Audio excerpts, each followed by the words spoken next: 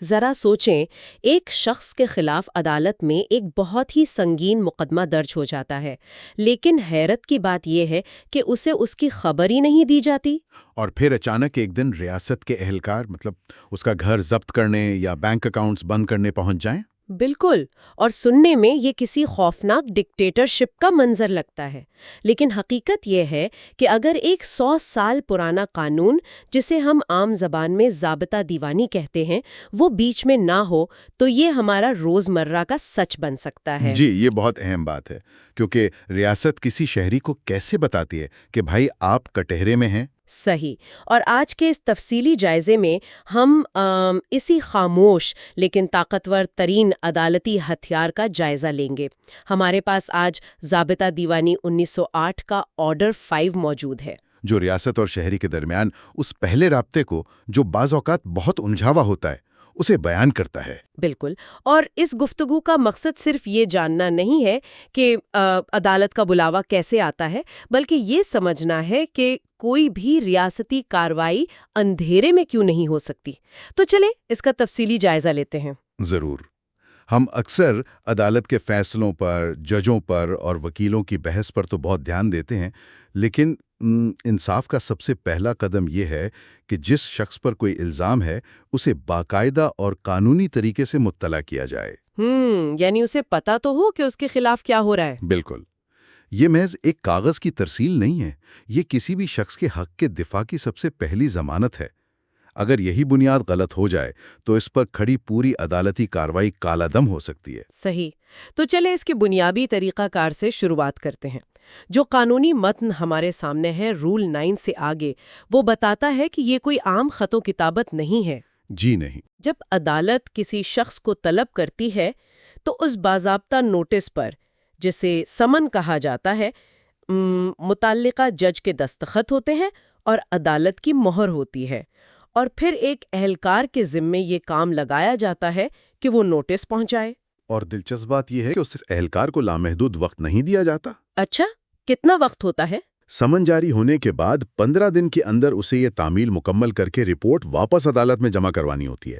یہ 15 دن کی قید اس لیے رکھی گئی ہے تاکہ مقدمے کو شروع میں ہی لٹکنے سے بچایا جا سکے۔ کیونکہ انصاف میں تاخیر سب سے بڑا مسئلہ ہے۔ بالکل، اور چونکہ نظام کو پتا ہے کہ ایک اکیلا اہلکار ہر جگہ نہیں پہنچ سکتا یا انسانی غلطی ہو سکتی ہے، تو رول 10A کے تحت اس سمن کی ایک کاپی رجسٹرڈ ڈاک کے ذریعے بھی بھیجی جاتی ہے۔ اور یہاں قانون کا ایک ایسا پہلو سامنے آتا ہے جو مجھے بہت حیران کن لگا۔ وہ کون سا؟ فرض کریں ڈاکیا کسی کے دروازے پر سمن لے کر جاتا ہے اور وہ شخص صاف کہہ دیتا ہے کہ میں یہ لفافہ وصول نہیں کروں گا۔ جی، وہ انکار کر دیتا ہے۔ اور ڈاکیا واپس جا کر رپورٹ میں لکھ دیتا ہے کہ بھائی اس نے تو انکار کر دیا ہے۔ قانون کے نزدیک یہ انکار دراصل اس بات کا حتمی ثبوت مان لیا جاتا ہے کہ سمن موصول ہو گیا ہے۔ یہ تو ایسا ہے کہ پارسل آیا، آپ نے کہا مجھے نہیں چاہیے، اور قانون نے کہا کہ جی ڈیلیوری ہو گئی۔ جی بالکل ایسا ہی ہے۔ لیکن رکیے، کیا یہ ایک خطرناک اختیار نہیں ہے؟ مطلب کوئی بھی بدعنوان ڈاکیا گھر بیٹھے جھوٹی رپورٹ لکھ دے اور عدالت اس پر آنکھ بند کر کے یقین کر لے گی؟ دیکھیں، بظاہر ایسا لگتا ہے کہ قانون نے ڈاکیے کو بہت بڑی طاقت دے دی ہے، لیکن حقیقت میں عدالت محض اس ایک کاغذ پر فیصلہ نہیں سناتی۔ قانون میں نیت کی بہت اہمیت ہے۔ اچھا، یعنی ارادہ کیا تھا؟ بالکل، اگر قانون ہر انکار پر نیا سمن بھیجنے لگے تو جو لوگ جان بوجھ کر کارروائی سے بچنا چاہتے ہیں وہ تو ہر بار انکار کر دیں گے، وہ تو کبھی عدالت آئیں گے ہی نہیں۔ یہ بات بھی ہے۔ اس لیے قانون فرض کر لیتا ہے کہ اگر آپ نے انکار کیا ہے تو آپ کو علم ہو چکا ہے کہ اندر کیا ہے۔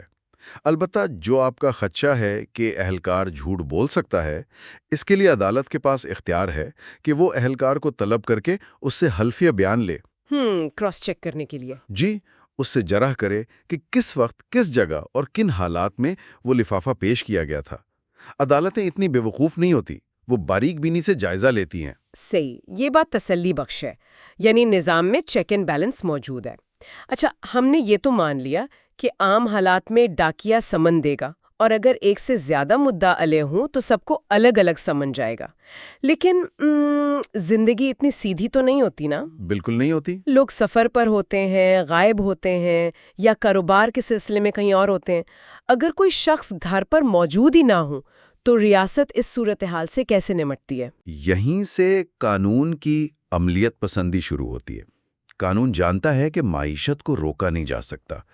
اگر شخص موجود نہیں ہے تو قانون اس کے قانونی ایجنٹس کو تلاش کرتا ہے۔ جیسے کہ رول 13 کے تحت مثال کے طور پر اگر کسی کے کاروبار سے متعلق تنازع ہے اور مالک دوسرے شہر میں ہے تو عدالت اس کاروبار کو چلانے والے مینیجر یا ایجنٹ کو سمن دے سکتی ہے۔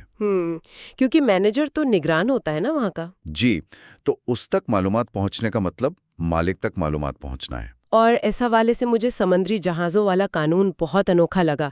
مطلب بحری جہاز کے معاملے میں جہاز کے کپتان کو ہی مالک کا حتمی ایجنٹ مان لیا جاتا ہے۔ بالکل۔ یعنی بیچارے کپتان کو سمندر کے بیچ میں یا کسی بندرگاہ پر قانونی نوٹس مل سکتا ہے اور اسے اب یہ سردردی بھی دیکھنی پڑے گی۔ جی، اور یہ سمندری تجارت کی صدیوں پرانی روایت کا تسلسل ہے۔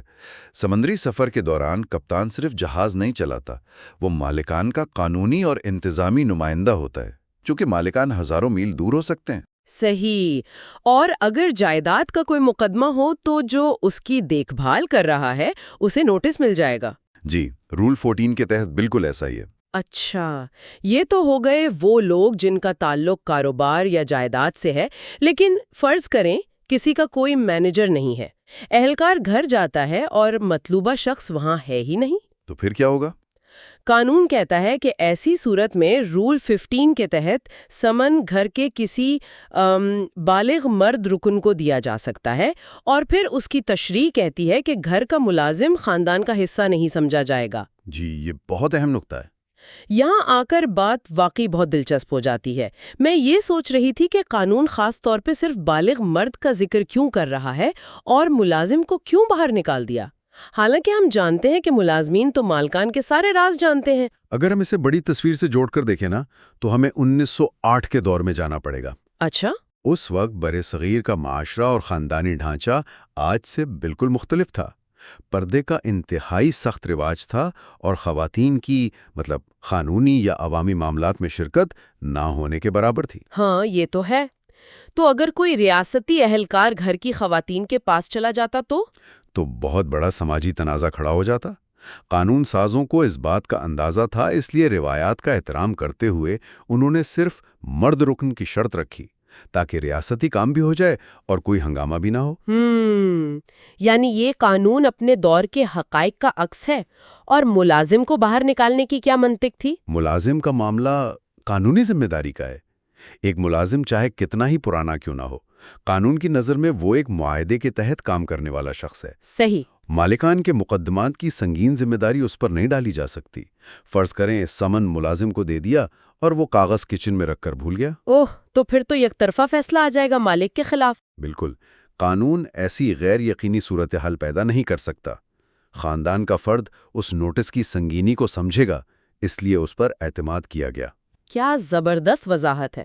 اچھا، یہ تو ہو گئی ان لوگوں کی بات جو موجود نہیں ہیں، لیکن ان کا کیا جو جان بوجھ کر آنکھ مچولی کھیلتے ہیں؟ جو روپوش ہو جاتے ہیں؟ ہاں، جو گھر کے اندر تو بیٹھے ہیں لیکن سمن لینے سے انکار کر دیتے ہیں یا اہلکار کو دیکھتے ہی پچھلے دروازے سے بھاگ جاتے ہیں۔ ریاست ان ضدی شہریوں سے کیسے نمٹتی ہے؟ جب کوئی شخص قانون کے ساتھ یہ چوہے بلی کا کھیل کھیلتا ہے نا تو قانون اپنا جال تنگ کر دیتا ہے۔ وہ کیسے؟ اگر وصول کنندہ دستخط سے انکار کر دے یا غائب ہو تو رول 17 کے تحت اہلکار کے پاس اختیار ہے کہ وہ سمن کی کاپی اس شخص کے گھر یا دفتر کے بیرونی دروازے یا کسی نمایاں جگہ پر چپکا دے۔ دروازے پر چپکا دے؟ جی، اسے قانونی زبان میں سبسٹیٹیوٹڈ سروس یا متبادل تعمیل کا پہلا قدم کہتے ہیں۔ اور ظاہر ہے اہلکار کو ثابت بھی کرنا پڑتا ہوگا کہ اس نے واقعی کاپی لگائی تھی، کہیں اس نے شارٹ کٹ تو نہیں مار لیا۔ بالکل، اس کے لیے سخت ضابطہ ہے۔ رول 18 کے تحت اہلکار کو رپورٹ میں لکھنا ہوتا ہے کہ کس تاریخ، وقت اور طریقے سے نوٹس چپکایا، اور اس شخص کا نام بھی درج کرنا ہوتا ہے جس کی موجودگی میں یہ کارروائی ہوئی۔ صحیح۔ لیکن ہم نے یہ بھی پڑھا ہے کہ اگر یہ چپکانے والا طریقہ بھی کام نہ آئے تو رول 20 میں کچھ اور انوکھے راستے بھی ہیں۔ مطلب عدالت اخبار میں اشتہار دے سکتی ہے، telegram, fax, radio, TV. جی بالکل۔ لیکن ان سب میں جو سب سے حیران کن چیز مجھے لگی وہ یہ تھی کہ قانون میں باقاعدہ درج ہے کہ مدعا علیہ کے علاقے میں ڈھول بجا کر اعلان کیا جا سکتا ہے۔ ہاں، بیٹ آف ڈرم۔ مطلب میں سوچ رہی تھی کیا آج کے جدید دور میں واقعی کسی کے محلے میں جا کر ڈھول بجا کر اسے عدالت بلایا جا سکتا ہے؟ فیکٹس کے ساتھ ڈھول کا ذکر کتنا عجیب امتزاج ہے۔ یہاں جو بات سب سے زیادہ حیران کن ہے وہ یہ ہے کہ قانون نے اپنا ارتقائی سفر تو طے کیا مگر اپنی جڑیں نہیں چھوڑیں۔ مطلب 1908 میں دیہاتوں میں معلومات پھیلانے کا سب سے مؤثر طریقہ یہی منادی یا ڈھول بجانا تھا۔ وقت گزرا، ٹی وی، ریڈیو اور فیکس آ گئے، لیکن قانون سازوں نے ڈھول والے طریقے کو ختم نہیں کیا۔ لیکن کیوں؟ آج کل ڈھول کون سنتا ہے؟ دیکھیں، اگر آج بھی کسی بہت ہی دور دراز پسماندہ علاقے میں کسی کو بلانا ہو جہاں انٹرنیٹ یا ٹی وی نہیں ہے، وہاں آپ کیا کریں گے؟ وہاں تو شاید منادی ہی کام آئے۔ بالکل۔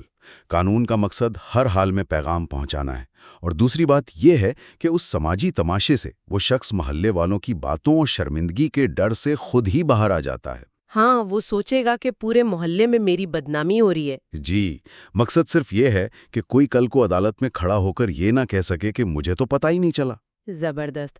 چلیے، عام شہری کی تو ہم نے بات کر لی، لیکن اس شخص کا کیا جو ریاست کے اپنے انتہائی سخت پہرے میں ہو؟ مطلب قیدی یا فوجی؟ جی، اگر کوئی قید خانے میں ہے یا فوجی چھاؤنی میں ہے تو کیا وہاں بھی کوئی عام اہلکار جا کر دروازے پر نوٹس چپکا سکتا ہے؟ وہاں تو ریاست کے ادارے آپس میں ٹکرا جائیں گے۔ اس سے ایک اہم سوال پیدا ہوتا ہے کہ عدالتی اور انتظامی رکاوٹوں کا ٹکراؤ کیسے روکا جائے؟ ایک عام اہلکار ہائی سیکیورٹی جیل میں یوں ہی نہیں گھس سکتا۔ تو پھر قانون کیا کرتا ہے؟ قانون ان اداروں کے انتظامی ڈھانچے کو اپنا شراکت دار بنا لیتا ہے۔ رول 24 کے تحت اگر شخص قیدی ہے تو سمن جیل کے انچارج کو جائے گا، اور اگر کوئی فوجی، سیلر یا ایئرمین ہے تو سمن ان کے کمانڈنگ آفیسر کو بھیجا جائے گا۔ سرکاری ملازمین کے لیے ان کے محکمے کے سربراہ کو بھیجا جائے گا، اور قانون ان افسران کو پابند کرتا ہے کہ یہ ان کی قانونی ذمہ داری ہے کہ وہ نوٹس ماتحت تک پہنچا کر رسید واپس کریں۔ ارے واہ، یعنی عدالت نے ریاستی مشینری کو ہی اپنے کام کے لیے استعمال کر لیا۔ بالکل۔ لیکن اسی حصے میں رول 30 بھی ہے جو میرے ذہن میں ایک بڑا سوال کھڑا کرتا ہے۔ اچھا، وہ کیا؟ اس میں لکھا ہے کہ اگر کوئی شخص اتنے اعلیٰ مرتبے کا ہے، کوئی وی آئی پی ہے، تو اسے عام سمن کے بجائے ایک محترمانہ خط بھیجا جا سکتا ہے جس پر جج کے دستخط ہوں گے۔ جی، لیٹر آف ریکویسٹ۔ کیا یہ قانون میں برابری کے اصول کی کھلی خلاف ورزی نہیں ہے؟ ایک طرف قیدی کے لیے جیلر کو حکم اور ایک وی آئی پی کے لیے محترمانہ خط، یہ دوہرا معیار نہیں؟ بظاہر یہ واقعی ایک امتیازی سلوک لگتا ہے، لیکن اس سے ایک اہم سوال پیدا ہوتا ہے کہ انصاف کا نظام عملی دنیا کی رکاوٹوں کو کیسے دیکھتا ہے؟ مطلب اس میں بھی کوئی عملی مجبوری ہے؟ بالکل۔ کچھ شخصیات ایسی ہوتی ہیں جیسے غیر ملکی سفارتکار یا اعلیٰ عہدیدار، جنہیں اگر عام طریقے سے بلایا جائے تو وہ اسے اپنی یا اپنے ادارے کی توہین سمجھ سکتے ہیں۔ تو ریاست کے اداروں میں آنا کا مسئلہ بن سکتا ہے۔ جی، اور اصل مقدمہ پیچھے رہ جائے گا۔ رول 30 ظاہر کرتا ہے کہ قانون بعض صورتوں میں انتہائی سفارتی انداز بھی اپنا سکتا ہے تاکہ عدالت کا وقار بھی رہے اور پیغام بھی مل جائے۔ اس خط میں شرائط اور دباؤ بالکل وہی ہوتا ہے جو سمن میں ہوتا ہے۔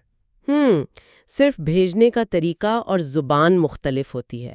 یہ تو واقعی ایک ایسا پہلو ہے جس پر ہم غور نہیں کرتے۔ بالکل۔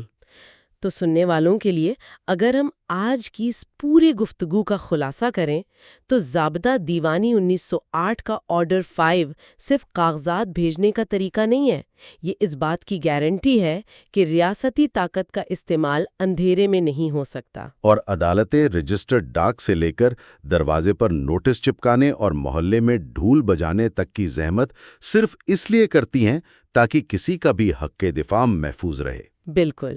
اور اس تجزیے کو ختم کرنے سے پہلے میرے ذہن میں ایک نیا اور تھوڑا سا سوچنے پر مجبور کرنے والا خیال آ رہا ہے۔ وہ کیا؟ ہم نے دیکھا کہ رول 20 میں ٹی وی، ریڈیو، فیکس جیسے الیکٹرانک ذرائع کا ذکر آیا۔ جی آج کی جدید ڈیجیٹل دنیا کو دیکھتے ہوئے جہاں ہم فون سے چپکے رہتے ہیں، جی کیا وہ وقت دور ہے جب قانون یہ مان لے گا کہ واٹس ایپ پر 2 نیلے ٹک نظر آ جانا، مطلب بلو ٹکس آ جانا، یا سوشل میڈیا پر پیغام کی ریڈ ریسیٹ مل جانا ہی سمن کے حتمی تعمیل ہے؟ یہ تو بہت زبردست سوال ہے۔ اور اگر واقعی ایسا ہو گیا تو ذرا سوچیں، ہماری ڈیجیٹل پرائیویسی اور قانونی حقوق کے درمیان جو لکیر ہے وہ کتنی دھندلی ہو جائے گی۔ کیا کل کو ہم واٹس ایپ پر کوئی انجان میسج کھولنے سے ڈریں گے کہ کہیں ہم نے کوئی قانونی نوٹس تو نہیں پڑھ لیا؟ بالکل، یہ وہ چیلنج ہے جس کا مستقبل میں قانون کو سامنا کرنا پڑے گا۔ بالکل، تو ہمیں اس بارے میں سوچنا چاہیے، اور اسی خیال کے ساتھ ہم آج کے اس تفصیلی جائزے کو یہیں ختم کرتے ہیں۔ You are watching Legal Gupshup and GK with MD, your source for legal, historical, and breaking news. Don't forget to like, subscribe, and share for more informative content.